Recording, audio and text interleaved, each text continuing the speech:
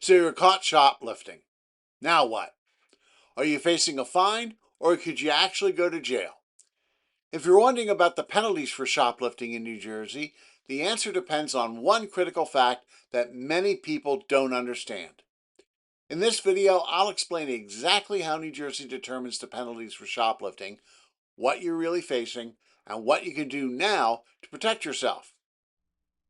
Coming up, you'll learn three important things.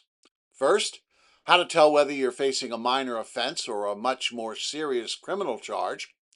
Second, the actual penalties for shoplifting in New Jersey, including fines, jail time, and community service. And finally, I'll explain whether there's anything you can do to reduce or even avoid some of those consequences. So let's talk about the seriousness of what you're facing. Suppose you had been looking at two different items. One was $199 and the other was $200. That's just a $1 difference. But under New Jersey law, that $1 can completely change the type of shoplifting charge you're facing.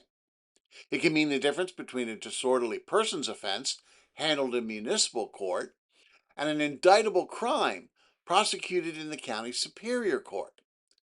So before we talk about jail time, fines, or community service, the first thing you need to understand is how New Jersey determines how serious a shoplifting charge really is. Bear in mind that the law looks at the full retail value of the merchandise, not a sale price or the price after a coupon. Also, if more than one item is involved, it doesn't look at the value of each item separately. Instead, it adds together the aggregate retail value of everything you're accused of taking.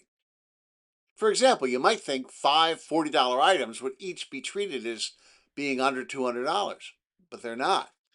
New Jersey adds them together, and five $40 items come to $200, and that can completely change the type of charge you're facing. If the aggregate value is less than $200, the charge is generally a disorderly persons offense that's handled in municipal court.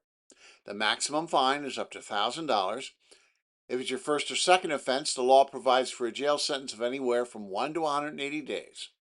And if it's your third or subsequent offense, the range is increased to 90 to 180 days. The law also requires community service.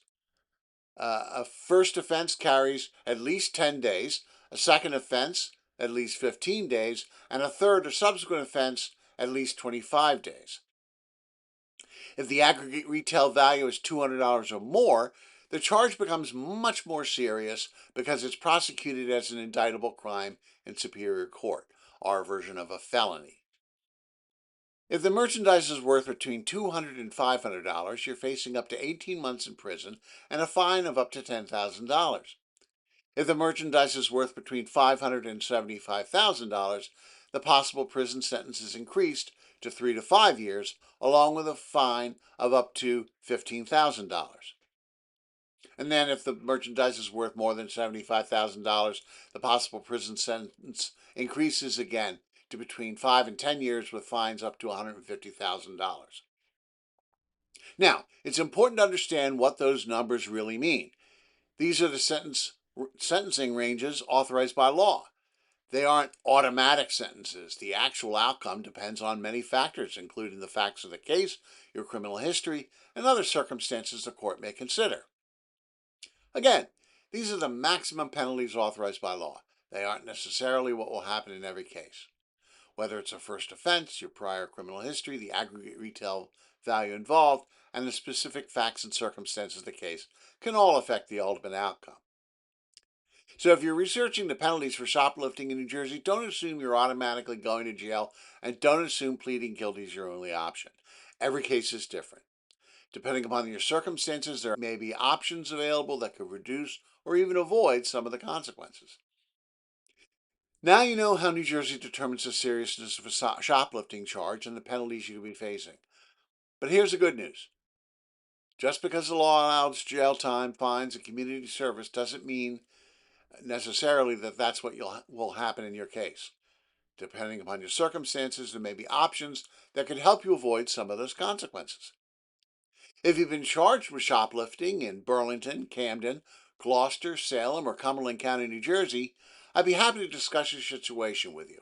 Just click the link in the description below to schedule a consultation.